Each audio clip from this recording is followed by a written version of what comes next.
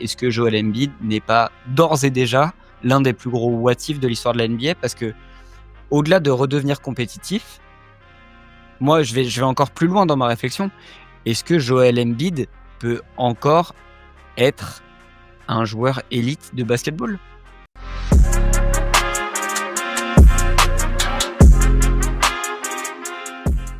Salut tout le monde, j'espère que vous allez bien après ce petit moment de break. Oui, ça fait un petit moment qu'on n'avait pas fait de vidéo sur la chaîne de Coast to Coast et on est de retour. Nous aussi, on a pu se reposer pendant le All-Star Break après une grosse trade deadline et après pas mal d'actualités bien chaudes autour de la NBA. On est de retour aujourd'hui et j'ai la chance d'avoir Quentin de la TBA avec moi. Salut Quentin, comment vas-tu? Salut Tom, bah écoute, je suis ravi d'être là avec toi, pouvoir discuter un peu NBA, un petit crossover coast to coast CBA, je trouve que c'est super sympa en vrai. Ouais, on va bien se régaler. On est fan de franchises de petits marchés, comme on dit, hein, qu'on va dignement représenter sur cette vidéo, je pense. Non, bah, c'est très cool de t'avoir, Quentin. Avant que tu partes un petit peu sur la présentation de Tibier et de vos actus, je me fais un petit point auto-promo parce que c'est vrai que ça fait un petit moment que j'avais pas sorti de vidéo. On va partir sur un rythme un peu plus hebdomadaire avec une vidéo minimum par semaine pour traiter de l'actu. Là, on va se rapprocher des playoffs. Donc, c'est le moment de vous donner du contenu et c'est le moment de profiter ensemble. Et puis, bah, comme tu l'as dit, c'est très, très cool de faire des crossovers, entre guillemets, entre fans et entre suiveurs de Mmh. NBA. Toi, Quentin de la TBA, où est-ce qu'on peut vous retrouver, vous écouter, vous suivre? Alors, on est un peu partout, on va pas se mentir, là, on se développe un peu partout. On est un petit collectif que moi j'ai rejoint, l'année dernière et voilà, on est 6 ou 7 à travailler un peu partout et du coup on fait, la grosse, comment dire? Le gros point d'ancrage, c'est nos live Twitch que l'on fait, tous les lundis, les jeudis soirs et on commente aussi, les week-ends, les matchs à heure européenne. Donc, voilà, on est présent sur Twitch. Vous pourrez retrouver aussi les vidéos sur, TBA France, sur YouTube, bien entendu, les rediffusions, tout ça. Et puis après, on essaie de se développer sur les réseaux sociaux parce que je pense que tu as pu le remarquer, mais aujourd'hui, le nerf de la guerre pour la médiatisation, c'est les réseaux sociaux. Donc, il y a du Insta, il y a du TikTok que je ne gère pas parce que j'ai jamais compris cette application. Mais On voilà, est deux. vous pouvez nous retrouver un peu partout et bien entendu Twitter. Et moi, c'est aussi comme ça que, par exemple, je t'ai connu, Coast to Coast, je t'ai vraiment suivi sur X, enfin, à l'époque Twitter. Donc voilà. Bah, c'est cool, c'est cool. Bah, écoutez, en tout cas, n'hésitez pas à aller suivre la TBA, à aller voir tout ce qu'ils font. C'est vraiment du contenu de qualité, du live Twitch, de manière assez fréquente, donc c'est très cool. Je vous mettrai tous les liens en description de cette vidéo et n'hésitez pas à aller liker, bien évidemment, donner de la force. Comme tu l'as dit, les réseaux sociaux, c'est le nerf de la guerre, mais c'est surtout le meilleur moyen de se développer et de se faire un petit peu connaître. Quentin, si je t'accueille aujourd'hui, c'est pour traiter un petit peu, bien évidemment, d'actualité, mais comme on se le disait en off, on rentre dans la dernière ligne droite un petit peu de cette saison régulière qui est, ma foi, plus que sympathique, que ce soit en termes de basket ou en termes d'actu. On est vraiment sur une belle saison NBA, et en ce sens, on va rentrer tout de suite dans le bain. Je te propose, dans un premier temps, qu'on parle globalement de nos favoris et contenders qu'on voit là très clairement et qui commencent à se dessiner, sur la fin de saison régulière et on va se projeter un peu sur les playoffs et puis on donnera un petit peu notre bonnet d'âne, notre dernier de la classe, par la suite. Bah, écoute, je te lance tout de suite. On va commencer à l'Est, parce que je pense Ouais. que l'Ouest nous offrira forcément un peu plus de débats. Sur cette conférence Est, on va commencer par la première. Qui est selon toi, après, pratiquement 60 matchs joués pour la majorité des équipes, qui se dégage comme étant le favori clair et net pour aller jouer des finales NBA? Difficile de pas partir sur le champion en titre, selon moi. Même si, les Boston Celtics ne sont pas premiers er actuellement de la conférence Est, c'est que Cleveland se retrouve devant avec, je crois, bien 6 matchs d'écart. Donc, il y a un break quand même. Ouais, je mise sur la continuité et sur l'expérience d'un effectif comme celui des Celtics. J'en parlais souvent, moi j'étais un peu surpris que Boston se renforce pas dans le secteur intérieur qui me semble être leur point faible actuellement. On avait eu la chance, avec TBA de faire un petit live, on avait discuté avec les potos de Boston, France, sur Ouais, Twitter, Celtics France. Mmh. Celtics France, voilà et aussi, hein, considérer que c'était un petit peu le point faible, parce que Papy Al Horford, Bon, ça va être compliqué. Kristaps Porzingis, c'est toujours moi, je considère que c'est jamais simple de parier sur des injury prone et c'est le cas de Kristaps Porzingis. Donc il y a quelques petites inquiétudes, mais en même temps, les Celtics, c'est c'est serein, c'est encore une fois, il y a de l'expérience, il y a des joueurs qui arrivent à maturité. Je pense à Jason Tatum qui, pour moi, dort un petit peu sur cette saison régulière. On pouvait s'attendre au début de saison. Je pense que quand tu sors de l'été, que tu le vois quasiment ne pas jouer durant les Jeux olympiques. En plus de ça, il a pas le titre de MVP des finales. Je me suis dit: «Le mec, il va arriver, il va avoir la dalle», tu vois? J'arrive à vouloir mettre les choses au clair et en fin de compte, non, pas trop. C'est un peu claquette chaussette pour le moment, mais une fois arrivé en playoff, c'est là où je vais l'attendre, clairement, ce Jason Tatum. Donc ouais, pour moi, les Celtics sont mes favoris à l'Est. Je sais pas si tu partages, mon avis sur la question ou si tu as peut-être quelqu'un d'autre? Non, mais c'est compliqué d'aller à l'encontre de cet avis qui semble quand même assez clair, net et précis, malgré des petits pics, où on a pu avoir des doutes avec Boston, notamment au mois de janvier, et des grosses lacunes en défense. C'est le copain d'Azad, enfin ouais, c'est le copain Azad qui en parle souvent, qui lui aussi bosse, pour le Celtics blog. Hem, il y a des lacunes. Il y a des lacunes vraiment réelles dans cette équipe de Boston, qui sont encore plus mises en avant cette saison que la saison passée. Après, comme tu l'as dit, c'est le champion en titre. Et ils sont 2e de la conférence Est. Alors certes, il y a un écart de 6 victoires avec Cleveland, mais par contre, il y a un écart aussi avec New York qui est 3e. Ils ont déjà 4 défaites d'avance, donc là-dessus, ils ont entre guillemets, verrouillé leur 2e place minimum. Ouais, À voir si Cleveland décide, de mettre tout le monde au repos, même si j'y crois peu parce que je pense que Cleveland a plus de choses à prouver globalement. Mais c'est une équipe en gestion. C'est une équipe et tu l'as très bien dit, en fait, Tatum en a un petit peu cette image de gestion où les mecs n'ont pas besoin de forcer. Hem, Ça me fait penser aussi aux mots d'Antoine, de la Basket Session, heu, avec enfin, je rejoins son avis dans le côté, je pense que Joe Mazzulla a testé des trucs, récemment, en prenant un petit peu moins de shoot à 3 points, en se rendant compte aussi que, bah, quand tu es en manque d'adresse, il faut savoir développer son jeu avec d'autres qualités, mmh, surtout avec les lacunes à l'intérieur comme tu l'as dit. Papier Horford, ça commence à être compliqué. Porzingis, normalement, devrait revenir avant la fin de saison, mais dans quel état et voilà, avec quelles minutes, globalement en playoff. Donc Joe Mazzulla a su aussi, se réinventer un petit peu et reconstruire en gardant son ossature et son effectif, reconstruire un peu une nouvelle méthode de jeu. Et tu sens que même si ça a mis un petit peu de temps, là, ça y est, c'est parti. Tu vois, Boston reste sur 9 victoires sur les 10 derniers matchs sur une streak de 6 victoires, ouais. consécutives. Et des victoires sérieuses, hein. Là, on n'est Ah, pas sur des ouais, là, on retrouve le Boston de l'année dernière un petit peu en mode rouleau compresseur. Donc non, non, je te rejoins de toute façon, le champion en titre est généralement un petit peu en gestion sur la saison régulière ouais, suivante. c'est vrai. Eux le font très bien parce qu'ils restent quand même 2e à l'Est, ultra compétitifs, et tu sens que les mecs en ont encore sous le réservoir. Tu vois, le fait que Tatum n'ait pas beaucoup joué sur les JO et soit un petit peu en gestion, moi je pense qu'il va vouloir prouver encore plus sur les playoffs. C'est pas plus mal pour Boston, mais je ne vois à l'heure actuelle, je vois aucune équipe de l'Est, capable de les taper sur 7 matchs, globalement, donc ouais. Ça va être compliqué d'aller chercher Boston. Hem Boston, on est OK là-dessus. Là, maintenant, pour moi, il va y avoir débat. Il va y Ah! avoir débat ouais, il va y avoir débat sur cette deuxième équipe de la conférence Est.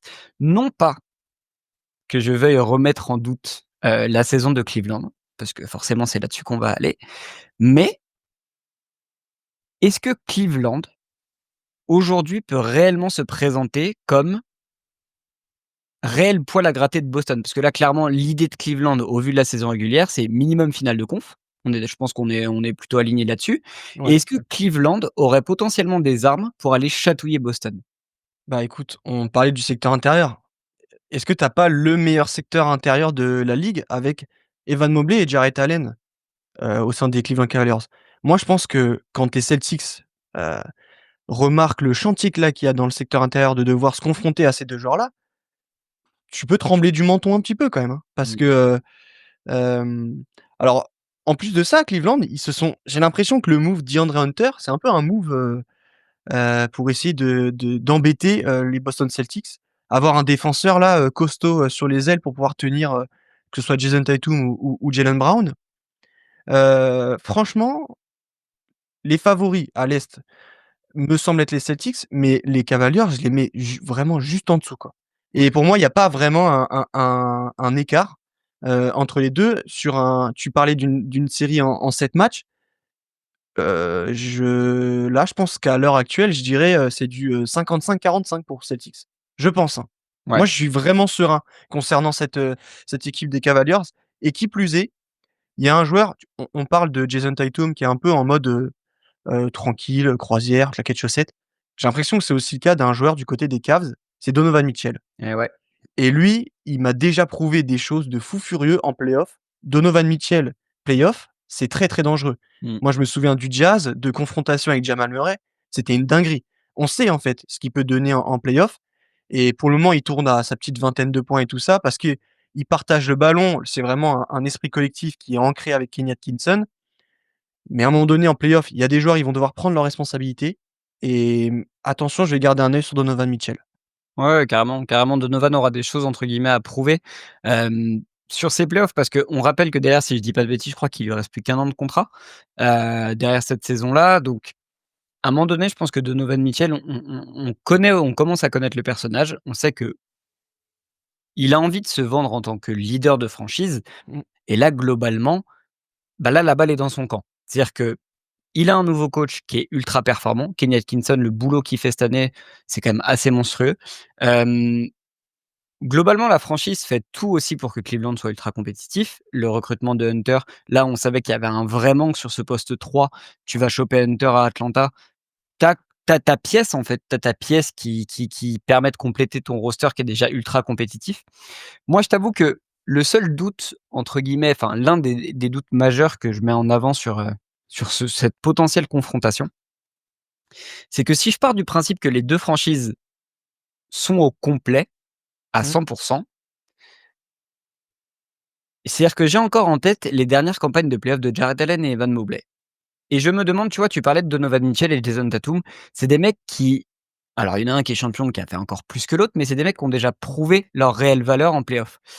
Moi, je me demande si c'est pas Evan Mobley que j'attends le plus au tournant. Quand je vois la tête de sa saison régulière où finalement tu te demandes si c'est pas lui à l'heure actuelle, pour le Ouais. moment sur la saison, le meilleur joueur de Cleveland, est-ce qu'il va être capable de retranscrire ça en playoff? Là, on sait que ça a pas toujours été évident pour lui. Mmh. Là, Kenny Atkinson a compris qu'il fallait beaucoup plus lui confier, bah, ne serait-ce que des positions offensives où il est un peu utilisé balle en main, ce qui est hyper intéressant. On connaît sa valeur défensive. Est-ce que ce serait pas un petit peu lui le tournant globalement d'une série potentielle entre ces 2 équipes? Pourquoi pas? Surtout que, on le dit tous les 2, c'est le secteur intérieur qui est un petit peu, en difficulté côté Celtics et au contraire, Donovan Mitchell va devoir se taper des défenseurs de fou furieux. Jrue Holiday, Derrick White, tous ces mecs-là, mais donc pourquoi pas? C'est vrai, je suis totalement d'accord avec toi, de Evan Mobley, il va falloir confirmer la saison qu'il fait actuellement Mmh. et je suis plutôt confiant, ouais. Genre, moi je pense qu'à la fin de cette saison, Evan Mobley, il va être, considéré à sa juste valeur, c'est-à-dire un franchise player. Parce que je pense qu'Evan Mobley est le franchise player des Cavs. OK. De Je toute pense. façon, entre guillemets, enfin, c'est compliqué de te contredire, ne serait-ce que quand on voit sa saison régulière et quand on nous vendait le prospect Evan Mobley quand il est arrivé au terme de sa Mmh. première saison, c'était un petit peu la ligne qu'on attendait de voir et est-ce que ce mec allait vraiment confirmer? Donc finalement, je pense que ça va être un vrai test ces playoffs pour lui, hem et avant une finale de conférence potentielle contre Boston, je te propose qu'on enchaîne tout de suite sur le potentiel contender poil à gratter de l'Est. Est-ce que toi, il y a une équipe, globalement, quand tu vois la saison régulière et avec les playoffs de l'année dernière en tête, est-ce qu'il y a une équipe qui, potentiellement, sur le papier, tu pourrais te dire, sur un malentendu, cette franchise pourrait taper soit Boston, soit Cleveland avant les finales de conf? Hem, franchement, c'est une bonne question. J'y ai réfléchi un peu, j'ai essayé de voir et je vais peut-être en surprendre plus d'un, mais je vais vraiment faire très, très attention aux Pistons. Oh! Ouais. OK. En fait, je te dis, j'élimine directement les Knicks parce que Tom Thibodeau, moi, sa manière de fonctionner, sans aucune rotation, je ne comprendrai jamais de ma vie et je pense que ça va leur coûter très cher. Après peut-être qu'il y en a, ils vont penser aux Milwaukee Bucks, mais mis à part, Giannis Antetokounmpo et Damian Lillard, il y a quoi autour? On parlait de Papi, Kuzma. alors quel Kuzma, ouais, non, mais c'est une dinguerie. Si avant la trade deadline, on te dit: «Ouais, les Bucks», ou même on va voir Giannis Antetokounmpo, on lui dit: «Bah, écoute, là, à la trade deadline, on te prépare un petit truc, on te fait venir Kevin Porter Jr. et Kyle Kuzma». Ouais.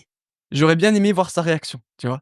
Ah bah, Genre c'est sa réaction on la connaît, c'est les Européens sont des têtes d'affiche des grandes franchises.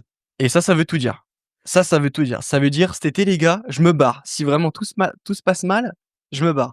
Ouais. Donc et alors pour en revenir du coup aux Pistons, parce que peut-être que toi tu as choisi une autre franchise, hein, mais en fait les Pistons, moi, ils m'impressionnent. Alors, je considère que c'est un poil à gratter, mais j'ai pas non plus des je suis pas en mode, si, ils atteignent pas, les demi-finales de conf ou même les finales de conf, je vais être dégoûté. Pas du tout. Les Pistons, c'est déjà un truc incroyable qu'ils retrouvent les playoffs.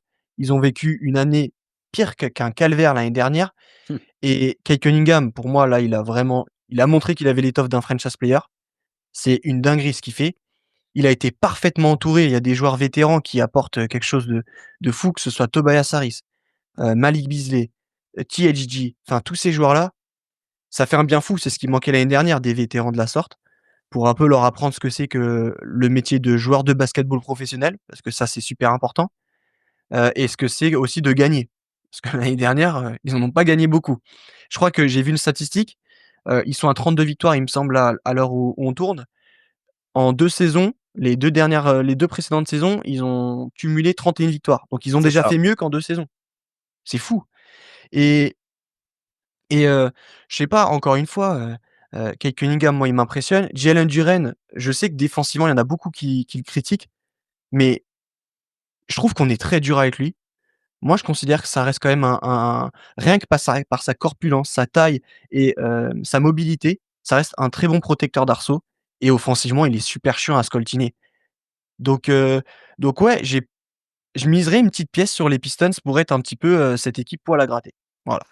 Franchement, ça s'entend et puis ça fait un peu, alors moi, c'est rigolo parce que ça va faire le parallèle un petit peu avec mon poil à gratter qui a été, la darling de l'année dernière et qui a enfin, c'est Détroit qui a un peu endossé ce rôle de darling cette année.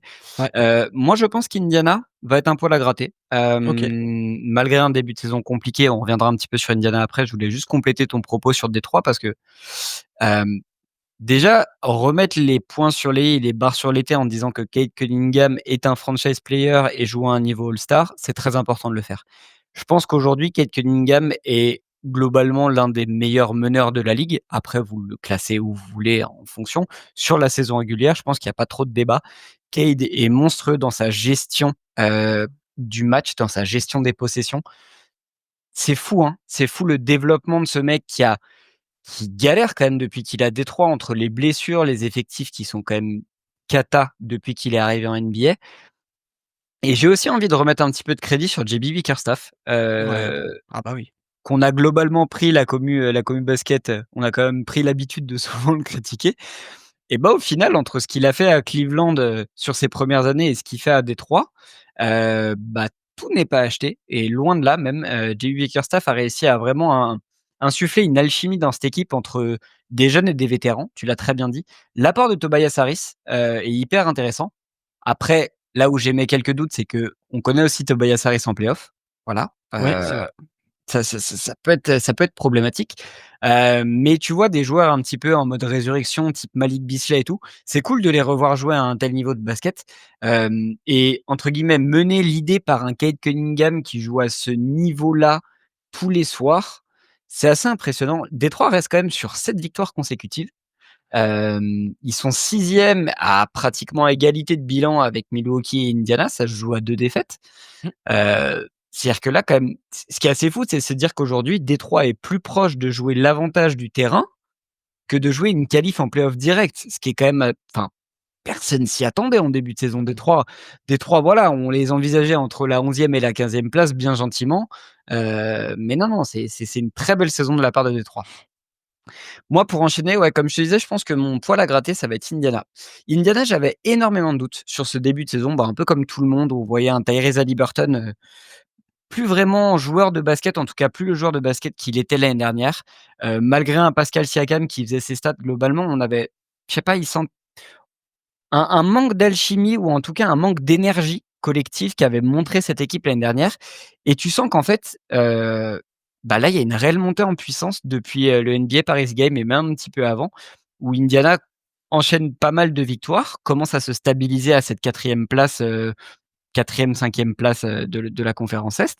Heu, Franchement, vu l'effectif, là aussi on parle d'un effectif profond, avec un banc plus que sérieux, des sorties de banc plus que sérieux, avec un coach expérimenté, un Tyrese Haliburton qui commence petit à petit à récupérer un petit peu de sa superbe. Pascal Siakam, Miles Turner, c'est toujours aussi intéressant. Hem, Moi, je pars du principe que dans une conjecture, tu vois, où tu as une équipe de Cleveland qui doit faire avec une blessure peut-être à l'intérieur, ou une équipe de Boston pas complètement sérieuse sur une demi-finale de conf ou quoi ou qu'est-ce, je pense qu'Indiana va vraiment pas être cool à prendre. Alors encore faudra-t-il passer le premier tour, tu vois? Si ça doit jouer du Milwaukee ou du New York, ça va pas être évident. Mmh. Mais tu vois, sur les deux franchises que je viens de citer, New York et Milwaukee, bah, sur un premier tour de play-off, j'aurais tendance à te dire qu'Indiana, je suis pas loin de les mettre favoris, quoi. OK. Moi je je comprends, hein. En vrai, je pense que les Knicks, je les vois peut-être un peu plus forts quand même que les Pacers si ils sont Ouais. vraiment à 100 et tout ça. Mmh. Par contre les Bucks, moi vraiment j'ai des doutes sur cette franchise qui sont énormes et je pense que ça va vite se confirmer. Je vois bien le désastre arriver au premier tour, une élimination que ce soit face aux Pacers ou même aux Pistons et là, bah, voilà, Antetokounmpo, parti du côté de New York, de je ne sais qui, du Heat ou de ce que tu veux, mais Ouais, Giannis, coaché par Tom Thibodeau. Ouais, non, mais les Knicks, il va falloir à un moment donné se remettre en question. Moi, les Knicks, je suis dégoûté. Je t'avoue que je suis un peu dégoûté parce que j'étais vraiment «content» entre guillemets de ce qui avait été fait cet été. Peut-être, un petit peu trop, sur le enfin, en manque de réflexion, tu vois? À l'instant T, je me suis dit: «Ah, c'est cool, tu récupères l'un des meilleurs 3&D de la ligue, tu récupères 4». Mais au final, en fait, tu sens qu'il y a un réel déséquilibre dans cet effectif. Il y a pas de profondeur de banc, il y a un coach ouais, qui ne fait pas confiance à son banc, il y a des blessures, donc ouais et puis il y a cette tâche quand même. Les Knicks, c'est quand même 7 défaites, contre le top 3 de ouais. la conférence. Ça, c'est pas beau quand même. Puis ils prennent des tôles, hein, c'est ça le pire. Puis ils Contre les prennent des tôles. Celtics, ils perdent, du coup, le bilan il est de 0-3. À Mmh. chaque fois, ils prennent à peu près 20 points d'écart dans la tronche. Enfin, c'est pas beau à voir et après, ouais, il y a pas en fait, le problème, c'est que je pense que tous, hein, on sortie d'été, on était en mode: «Waouh, les Knicks, ça va être incroyable». Mmh. Heu, Ils étaient tout proches de construire, les Villanova Boys là, bon malheureusement Dante DiVincenzo est parti du côté des Timberwolves, mais on était tout proches Ouais, de voir ça et ça aurait été, trop dingue quoi. Heu et le 5 majeur fait pas franchement, c'est l'un des meilleurs 5 de la ligue ouais. et tant mieux pour Tom Thibodeau parce qu'il ne se sert pas de son banc. C'est pour ça qu'en fait, on a l'impression que la profondeur de banc n'est pas bonne, mais on les voit pas. Le seul joueur qui va jouer, c'est un peu Miles McBride en sortie de banc.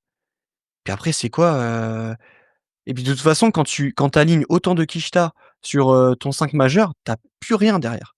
Non, on est Tu as d'accord. plus rien pour pouvoir aligner sur d'autres, d'autres possibilités donc ouais, bah, voilà, le problème, souvent, je suis pas fan, du premier fusible coach quand quelque chose ne fonctionne pas, mais là, c'est Ah gros là comme le nez au niveau de la figure, quoi. Tu l'aperçois à des kilomètres et des kilomètres que Thibodeau s qu'on est en 2025, quoi. Je sais pas, essaie de voir un peu comment ça fonctionne autour de toi. Tu vois pas que tu es tout seul à jouer qu'avec 5 joueurs, sur le terrain, sur le parquet? Mais ah bon. non, Tibbs, il tend un peu le bâton pour se faire battre et j'ai envie de te dire que c'est c'est pas un coach qui est non plus réputé pour gagner des titres. Donc il fait des très bonnes choses avec New York, il a réussi à développer. Peut-être que New York, pour passer un step, devra aussi changer de coach comme le font d'autres franchises. Écoute, on suivra quand même avec intérêt cette fin de saison, régulière à l'Est pour voir, Mmh, notamment les mouvements de classement entre ouais, allez, je pense que les Knicks sont quand même assez sereins. Heu, Entre la 4e et la 7e place, Orlando est un peu en galère là ces derniers temps. mmh. Orlando, c'est une saison un peu compliquée, entre les blessures du début de saison et Paolo Banchero et Franz Wagner qui galèrent un petit peu à revenir à leur pic. Donc on verra bien. Moi, je te propose qu'on finisse un petit peu de parler de la conférence Est avec notre cancre. J'ai Le j'ai sel. j'ai bien peur qu'on soit aligné sur la franchise, même si dans mon questionnement et dans mes pronostics de début de saison, il y a peut-être une autre franchise qui est peut-être un peu plus épargnée par les blessures, mais qui me déçoit aussi énormément. Est-ce qu'on est d'accord pour dire que la plus grosse déception de cette saison, c'est les Philadelphia 76ers? Ah ouais, je sais même pas si on peut encore parler de déception, c'est une honte ce qui se passe et en même temps, c'est honteux et d'un autre côté, tu as de la peine aussi parce que, l'une des principales satisfactions de la saison, hormis, Yabusele qui, je pense, nous a tous fait vibrer, on est tous contents et là, il s'est blessé au niveau du visage et j'espère qu'il y a rien de grave parce que, bah, là, c'était la dernière chose qui faisait que je regardais les matchs des Sixers.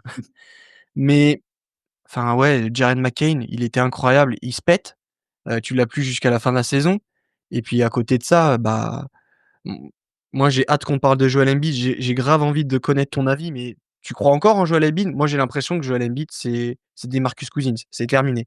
On le reverra plus à 100. Si je te dis pas de bêtises, je crois qu'en début de semaine, j'ai réagi au post, qui avait été fait par NBA Central, qui avait relayé, le côté un petit peu insider où Joël devrait sûrement se faire réopérer. On ne savait pas si Joël pourrait rejouer à son meilleur niveau. Moi, j'ai tweeté directement, j'ai répondu à ce tweet en disant: «Est-ce que Joel Embiid n'est pas d'ores et déjà l'un des plus gros what if de l'histoire de la NBA?» Parce que au delà de redevenir compétitif, moi, je vais encore plus loin dans ma réflexion. Est-ce que Joel Embiid peut encore être un joueur élite de basketball? Enfin, un joueur tout court, en fait, de basketball. J'ai l'impression que le mec, plus on avance, plus il a tiré sur son corps ces derniers temps, ces dernières années. Est-ce que, bah, après, il y aura toujours un fautif? Est-ce que c'est des raisons? Est-ce que c'est le staff médical de Philadelphie qui n'a pas fait ce qu'il fallait? Est-ce que c'est lui, son corps, qui n'est pas apte et qui n'est pas prêt à encaisser autant de régularité? Est-ce que c'est des erreurs aussi de choix d'avoir voulu jouer les JO alors que clairement le mec sortait de Quelle playoff idée. contre New York où il était en vrac, il avait un œil qui clignait plus, il avait un genou qui se pliait plus, enfin c'était Robocop. Je me souviens la fin des playoffs contre New York, c'était Robocop. Non, moi Joel Embiid, il y a eu les sorties médiatiques en début de saison.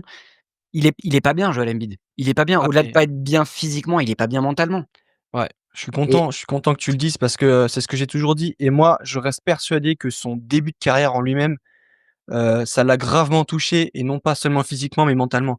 Quand tu es drafté numéro 3, que tu t'es projeté comme la figure de proue du process des Sixers et que tu joues pas pendant 2 saisons parce que tu te fais les ligaments croisés et je sais plus c'est quoi la deuxième, mais il fait 2 saisons blanches, Joel Embiid, ouais, son dans ses genou. débuts et quand tu as, 19 ans, que tu es drafté, que tu touches du doigt le rêve de jouer sur les parquets et tu dois attendre, ronger ton frein pendant 2 ans.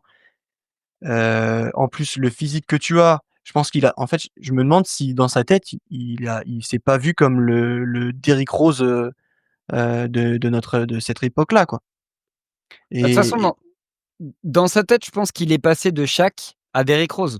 C'est-à-dire que quand il est arrivé en NBA après les blessures et qu'on voyait le potentiel du mec, les premières comparaisons, c'était Hakeem Olajuwon, Shaquille O'Neal. On n'a pas vu de joueur aussi dominant à l'intérieur depuis je ne sais combien d'années. Je pense que le tournant de sa carrière, ce mec-là, on va pas faire une vidéo sur Joel Embiid et sur les Sixers, mais je pense que le tournant de sa carrière, c'est ce shoot de Kawhi contre Toronto qui change tout, finalement, qui change tout le script, comme beaucoup de choses en NBA. mmh, Est-ce que s'il y avait eu une victoire contre les Raptors, est-ce il y aurait eu un titre au bout? Enfin, qu'est-ce qui se serait concrètement passé?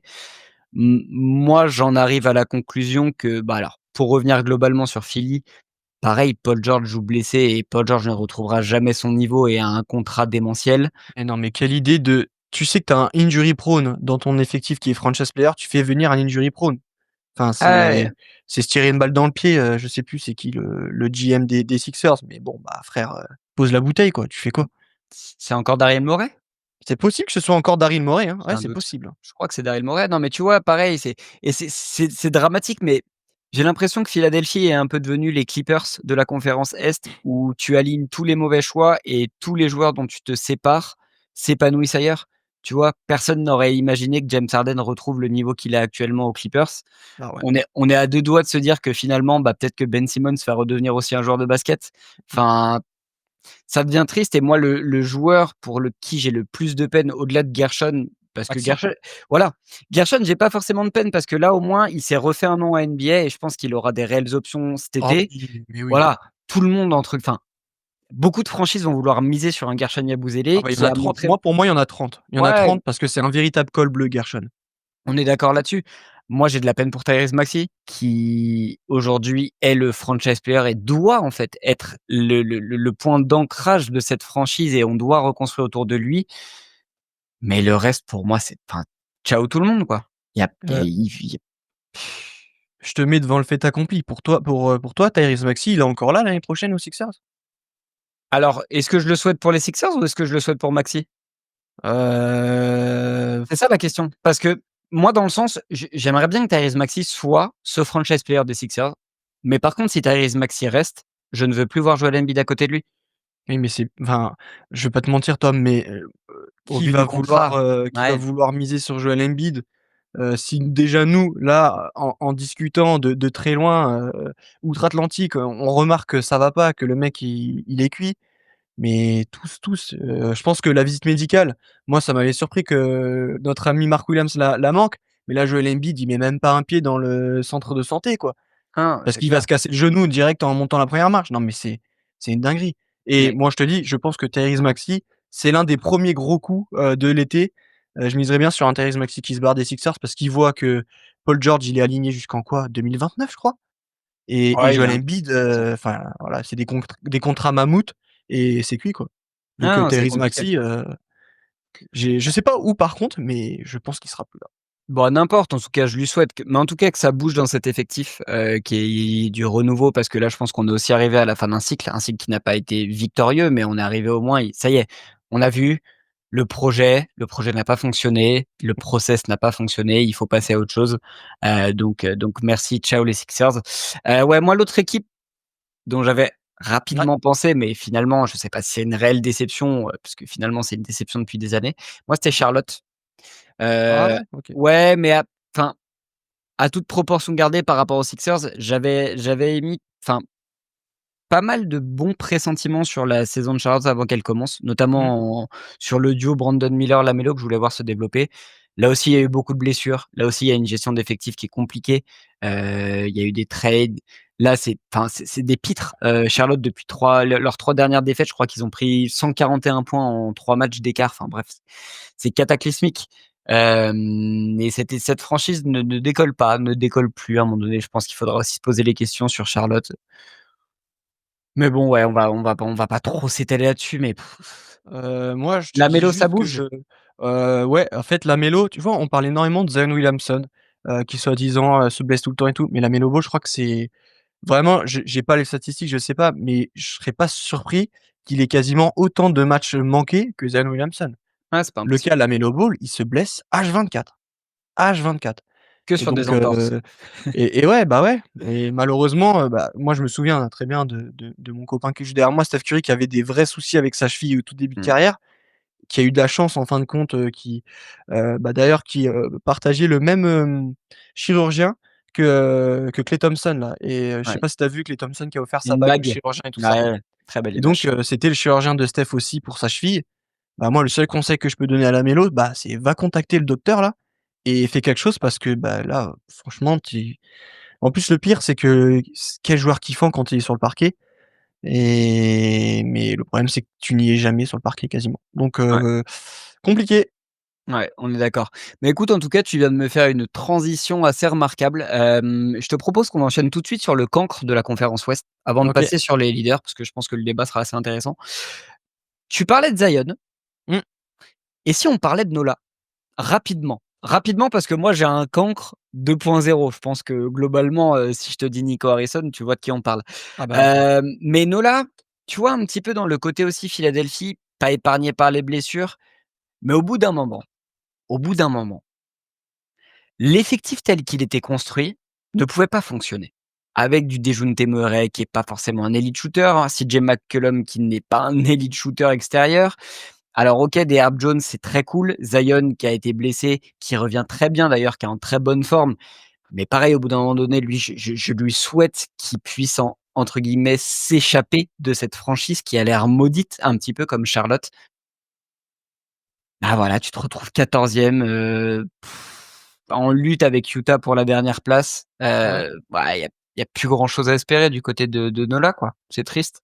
Ouais, f je t'avoue que Nola, moi, je j'ai du mal à les mettre comme cancre. Déjà parce que j'avais pas énormément d'attentes par rapport Mmh. à leur saison. En fait, j'avais l'impression que c'était, un amas de joueurs mid, que ce soit Ouais. CJ McCollum, Dejounte Murray, Brandon Ingram.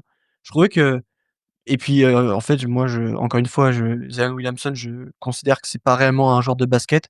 Là, OK, pour le moment, ça fonctionne, mais je pense que dans 5 jours, il est pété. Après, je touche du bois pour, nos amis fans des Pélicans, mais bon, franchement, on connaît déjà, c'est le même cercle vertueux, donc voilà. Et en plus de ça, j'ai l'impression que c'est pareil, c'est un peu comme les Grizzlies la saison dernière. C'est-à-dire qu'ils ont eu un nombre de blessés, les Pels, assez fou. Ouais. Et en fait, j'attends de voir les choix qui vont être faits cet été. J'attends vraiment là le coaching staff et même le GM et tout ça. Je pense qu'il va falloir trancher dans le vif entre CJ McCollum et Dejounte Murray. Je pense que les 2 c'est pas compatible. C'est bien, tu as viré Brandon Ingram. Ils ont prolongé Trey Murphy qui est un peu la grosse satisfaction de la saison On est d'accord. et et le cas Zion Williamson, pareil, il va falloir faire quelque chose parce que, bah, pour moi, tu peux pas miser sur Zion, comme, tu ne peux pas miser sur Joel et comme actuellement, tu ne peux pas miser sur Lamelo. Donc ça fait beaucoup de franchises un peu malades et et du coup, je considère que ce ne sont pas les franchises qui sont, comme tu l'as dit, maudites, mais en fait, elles ont juste misé sur des joueurs qui physiquement ne tiennent pas la Ouais. route, quoi. Ouais, ouais, non, mais c'est clair. Donc bah, voilà, c'est soit la faute à pas de chance, soit, ben, ouais, Mmh. une mauvaise sélection. Donc voilà. Après, bien entendu, oui, Nico Harrison, tout est dit. Je pense que le cancre à l'Ouest, alors même qu'ils sont pour le moment en play-in, Alors pour moi, les il y a gars, une bataille. non? Il y a une bataille concrète OK. parce que Dallas, alors au-delà du trade de Nico Harrison qui est juste une bénédiction pour les fans des Lakers et qui est une malédiction totale pour toute la ville et tout l'État du Texas, hem, moi j'ai une équipe qui me catastrophise encore plus que cette équipe de Dallas. Attends, oh, j'ai une idée. Tu sais que moi, c'est Ah les moi c'est pas Warriors. du tout les Warriors. Parce que moi les Warriors ouais, moi les Warriors, je Ah suis ouais? même plutôt assez serein pour eux avec le je te dis pas qu'ils vont être champions, mais je te dis que c'est une franchise qui va être relou. Mais moi il y a une franchise finalement là, Les Kings? Les bah Bulls pire qu'eux 2.0? encore, Encore? Mais attends, mais les j'ai oublié Phoenix qui? Suns! Les Suns! Ah, les Suns! Mais ouais! Ah ouais, bien sûr. Mais oui, oui, Ah mais oui, mais c'est eux les eux cancres eux, numéro 1, tu as c'est-à-dire raison. qu'en début de saison, on les voyait top 3 à l'Ouest.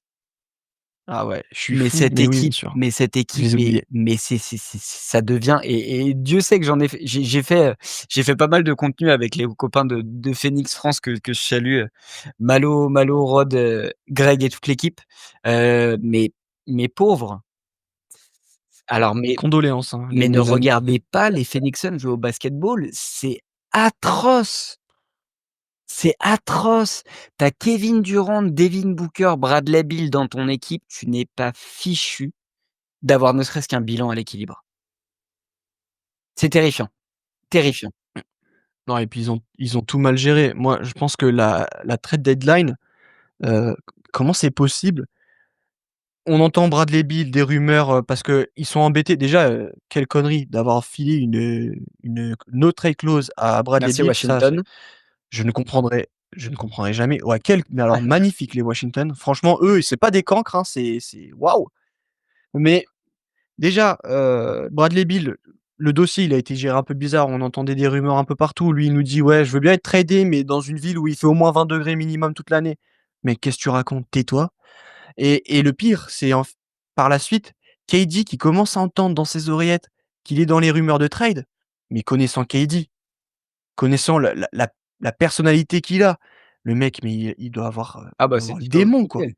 Il doit se dire: «Ah, vous avez voulu me la mettre à l'envers? Mais Ah cet bah, été, les gars, je suis entre plus là, hein». eux et Philadelphie, franchement, il va y avoir du mouvement parce que si Ah bah KD oui. il bouge cet été, et il y a un joueur à qui je n'en voudrais pas du tout de demander son trade malgré le fait que ce soit devenu, je crois, le premier ou le deuxième meilleur scoreur de l'histoire. Le meilleur scoreur de l'histoire, je crois, de Phoenix, moi, c'est Devin Booker. J'ai trop de peine pour Devin Booker. Ah ouais, Franchement, c'est dur, Devin hein, pour Booker lui. et Tyrese Maxey cette année, les gars, putain, bah, c'est compliqué les gars pour moi. C'est compliqué. Il y a pas de défense. Budenholzer n'arrive plus à faire jouer son équipe correctement. Ryan Dunn, qui était une éclaircie en début de saison, a de moins en moins de temps de jeu. KD, tu sens qu'il est là, mais il est plus réellement là. Il est déjà plus là. Mmh, Bradley Beal, est-ce que ça doit être un ouais. joueur de ton banc? Est-ce que ça doit être un joueur de ton 5 majeur? Il y a Quand tu le vois faire la navette comme ça, l'ascenseur, Titu au début de saison, puis après un peu du banc et en fin de compte non et en fin de compte bah, là bah, ça veut tout dire. C'est-à-dire que Mike Budenholzer, il ne sait plus quoi faire, il a tout perdu et je pense que le vestiaire, moi j'aimerais bien être une petite souris et pénétrer dans le vestiaire et voir ouais, un peu punaise. l'ambiance, tu vois? Je pense que ça doit pas beaucoup se regarder dans les yeux et ouais, je pense que l'ambiance doit être délétère. C'est terrible ce qui se passe du côté de Phoenix quand tu te dis qu'il y a quoi? 2-3 ans, ils étaient tout proches d'obtenir le titre. Ils menaient 2-0 en finale et en fin de compte, tu perds face aux Bucks de Giannis Antetokounmpo. Ouais, là, Devin Booker, comme Tyrese Maxey, Ah, il nous faut une c'est chaud. Brooklyn. Il nous faut une Brooklyn à vouloir faire un projet super team, à miser sur 3 joueurs superstars. Mais les gars, ça fonctionne pas. En tout cas, ça fonctionne pas comme ça Ah quand tu mais as un non. effectif aussi déséquilibré, que tu as pas d'intérieur, que tu as pas de défenseur. Bah, OK, à un moment donné, alors j'entends, hein, la défense gagne des titres, pas que, mais il faut quand même Mmh. savoir défendre un minimum et là, Phoenix ne fait même plus le minimum syndical. Tu sens que les mecs, ça y est, ils ont abandonné donc bon courage pour les fans des Suns qui De n'ont même pas de, tour de draft. toute façon, il l'a dit Nico Harrison, hein, c'est la défense qui fait gagner des titres, hein. Ah bah si Donc Nico bon, a dit écoute, on est si dur. Nico a Le dit pauvre, il ouais, en prend bah et en même tellement. temps, pareil, tu vois? On C'est parlait de mecs mérité. qui tendent le bâton pour se faire battre, lui, à un moment donné, enfin bref. On j'ai même pas envie de parler de Dallas. J'ai même pas envie de parler de Dallas parce que j'ai de la peine pour Kyrie. Il dégringole petit à petit au classement. J'ai beaucoup de peine aussi pour AD. Enfin, c'est Ouais. Surtout que je sais pas si tu as remarqué, mais les 2, Kyrie Irving et AD s'apprécient beaucoup et je pense qu'ils avaient vraiment envie de jouer ensemble. AD, il te fait un match de monstre quand 1er match et tout, 3 quarts temps fou furieux ouais, ça et pète. là Bah ouais, c'est AD, hein, on le connaît bien, hein. On le co et ouais, injury prone encore une Ouais, c'est fois, bien. ouais. Du coup, tu te dis: «Ouais, non, mais Luka, il est pas très pro, je vais miser sur un joueur qui bosse bien». Alors certes, AD, il bosse bien, mais par contre, AD, on connaît AD. Allez, on va avancer, on va rentrer dans la dernière ligne droite de cette vidéo. On va finir sur une note positive. Les Ouais. équipes favorites à l'Ouest. Je pense qu'on est, comme Mmh. à l'Est, assez d'accord pour dire si Boston est, ce numéro 1 à l'Est, OKC est ce numéro 1 à l'Ouest. Et bah, figure-toi que C'est plus les j'y Lakers! réfléchis, plus,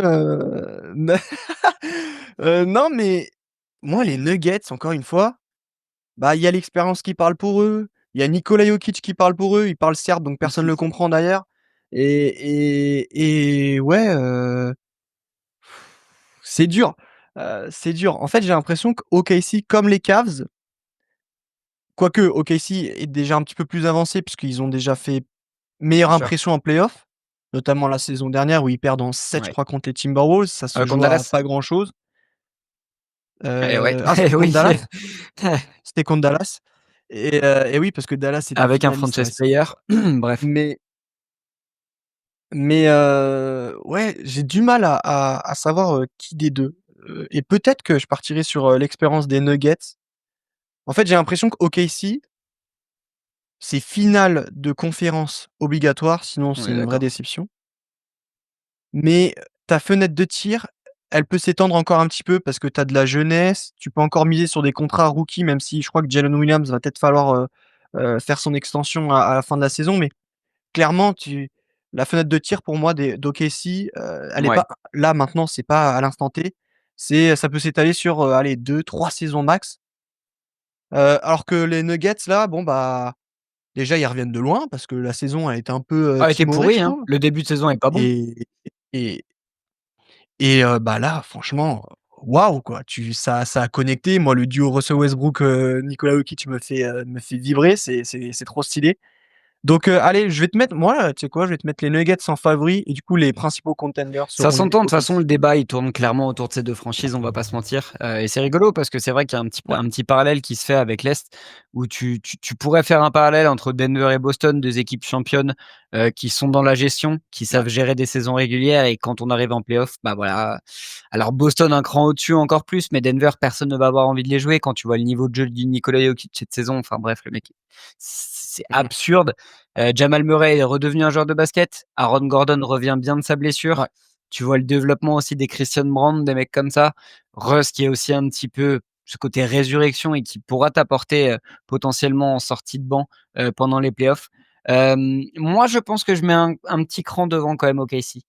Parce qu'en termes de OK. profondeur d'effectifs, en termes Ouais. d'armes diverses et variées malgré quelques carences au shoot, globalement OKC c'est quand même solide avec le retour de Chet, Mmh. Isaiah Hartenstein qui s'est super bien fondu dans le décor, Caruso qui pourrait être une vraie plus-value en playoff, et puis pareil, tu es mené par un franchise player, mais c'est même pas élite, c'est qui va très sûrement être MVP. En tout cas, il y aura un débat avec Jokic, mais Shai est monstrueux. Shai a déjà prouvé qu'il était aussi monstrueux en playoff, donc ouais, on a un très beau duel entre ces 2 franchises. En tout cas, ce serait une très belle finale de conf, Ouais. globalement, on va pas se mentir. Si on avait la chance d'avoir, Cleveland-Boston et Denver-OKC pour le basketball, franchement, ce serait cool. Mmh. Je pense qu'Adam Silver ferait la gueule si tu as un Denver, Cleveland en finale, mais bon, voilà, à un moment Ouais, donné, clairement. les gros marchés ne peuvent pas être tout le temps représentés. Mmh. Hem, Avant de te donner mon contender et ma petite épine, dans la chaussure comme on dit. Je pense qu'il va pas y avoir trop de surprises pour les gens qui ont tendance à m'écouter. Qui pourrait, selon toi, être cette équipe, que tu n'as pas du tout envie de jouer en play-off à l'Ouest et qui, sur un malentendu ou sur une petite blessure ou sur un manque de régularité sur le premier tour ou le deuxième tour, pourrait aller gratter OKC ou Denver?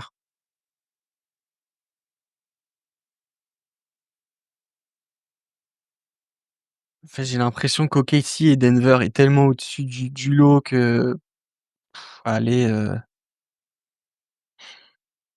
jusqu'à tu vois, des équipes qui semblent un peu poil à gratter, j'ai envie de te dire bien sûr les Lakers parce que le duo Doncic, LeBron Attends, te j'arrive. fait rêver.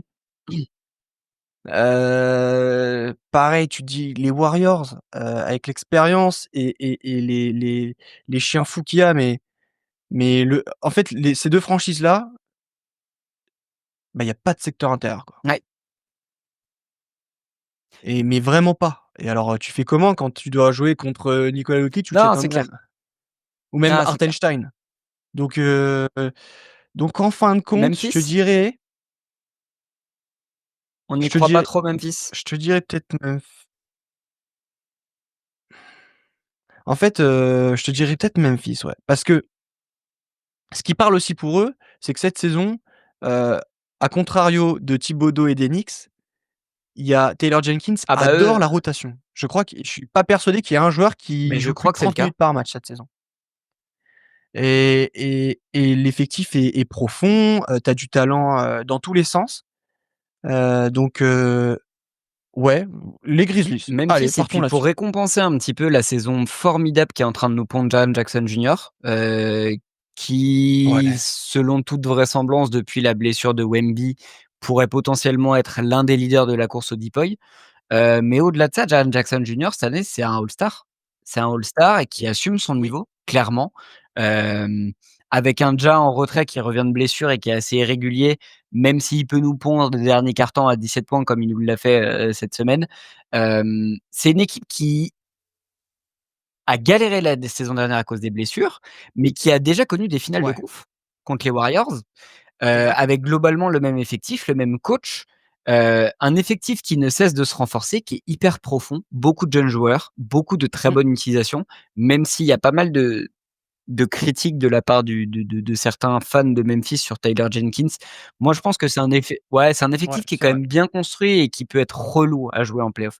Je te dis pas que c'est à une équipe qui pourrait faire tomber Denver ou OKC, demain matin, mais c'est une équipe qu'il faudra pas Mmh, sous-estimer, en tout cas, parce que, il y a des forces un petit peu partout. Il y a de la défense, il y a du hustle et il y a des restes de stars ou des embryons de superstars, à voir comment on les nomme, mais qui peuvent être relous à jouer en play-off, je pense.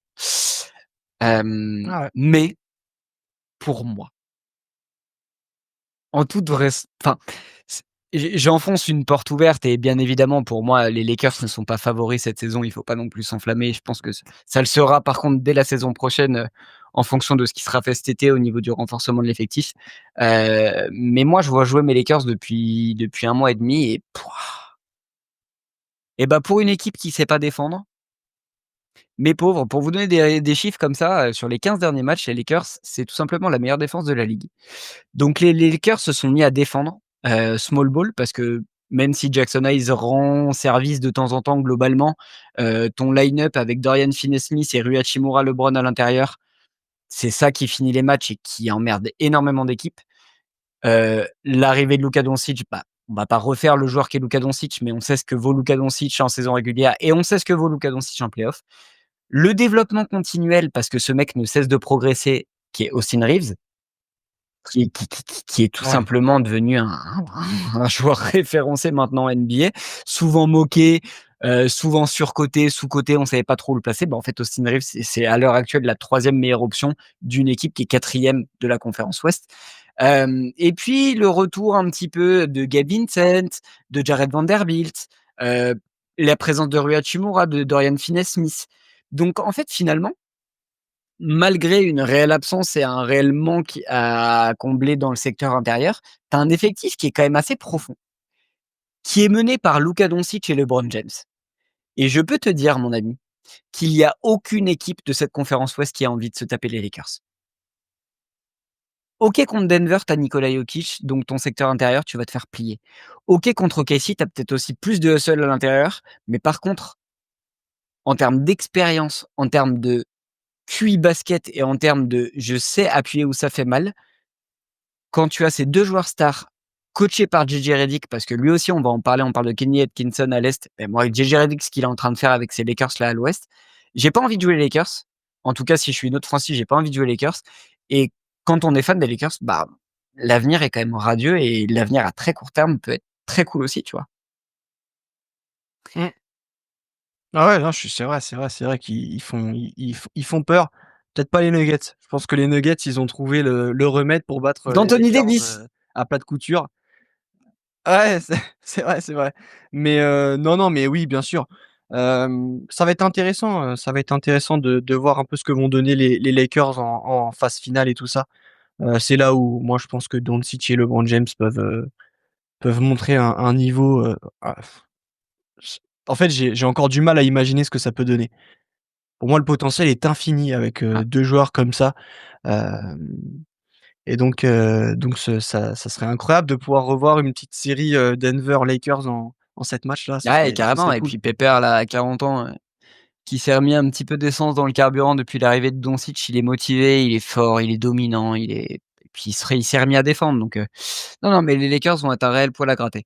Bon, bah, écoute, je pense qu'on a fait un bon tour, globalement OKC, Denver avec, les Lakers et Memphis à pas sous-estimer. De l'autre côté, Cleveland, Boston avec Indiana et Détroit à prendre au sérieux.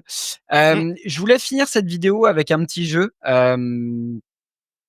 En fait, ça va être un start bench cut, mais de franchise.